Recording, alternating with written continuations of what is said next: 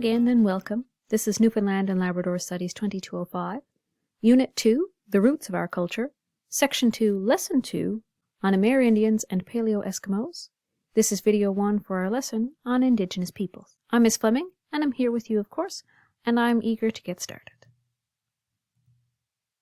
Before we begin this lesson, I have a few important things to go over. This lesson aims to highlight the Indigenous people who populated present-day Newfoundland and Labrador, but who are no longer here directly.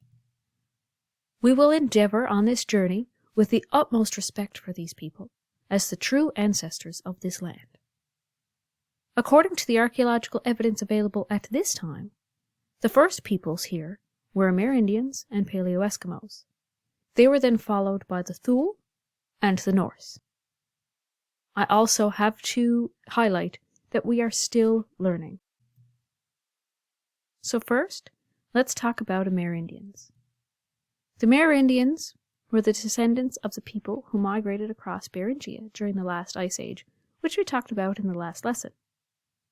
The oldest archaeological evidence we have of AmerIndians is from approximately 7000 BCE, which of course means before Common Era. There have been several AmerIndian groups who have settled in various places across present-day Newfoundland and Labrador.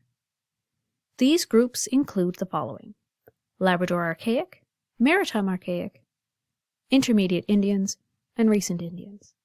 I must say at this point that the terms that I am using are the terms that are in the resources, historical resources and archaeological resources, that have been used to prepare for this lesson at this time.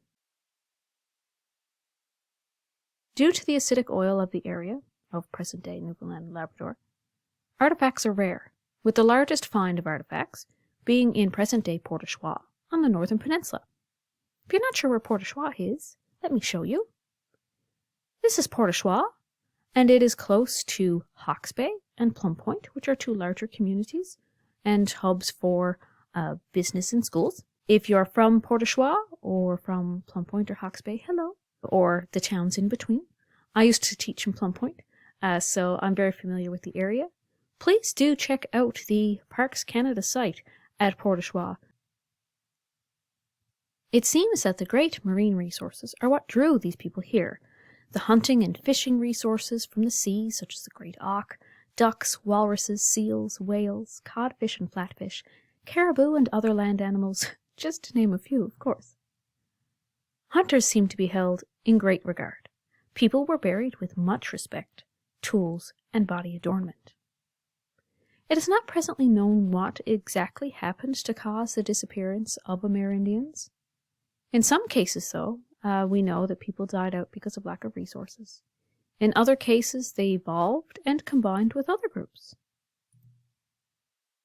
Now let's talk about Paleo Eskimos. Paleo Eskimos possibly moved into present-day northern Labrador around 2100 BCE, perhaps from Greenland or the High Arctic. The first group have been referred to as the pre-Dorset and tended to live in sheltered inner areas of the land. It seems they experienced a population decline around 1500 BCE.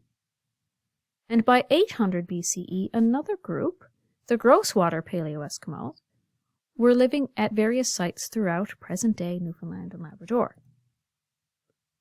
These people seem to have resided here up until approximately 100 CE on the island portion, and 500 BCE in Labrador.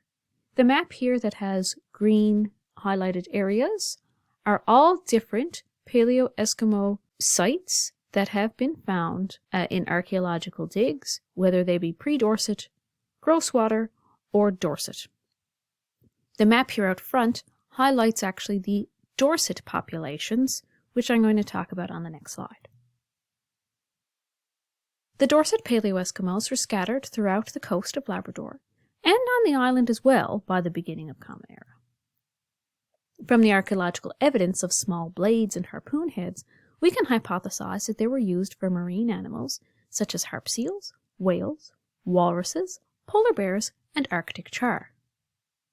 There is little evidence to suggest a conflict between Maritime Archaic people, which are one of the groups of AmerIndians, The late Dorset seem to have relied more on land animals, and we have evidence of adornments, ornaments, and carvings from this group. We can only hypothesize how these people disappeared, as archaeological evidence shows them up to approximately 900 Common Era on the island and 1300 Common Era along the Labrador coast, respectively. So, now it's time to continue on to the next video, which is on the Beothuk and Thule. Take a break if you need one, of course, before moving on to the next video. Give your eyes a rest if you need one, and I'll see you in a bit.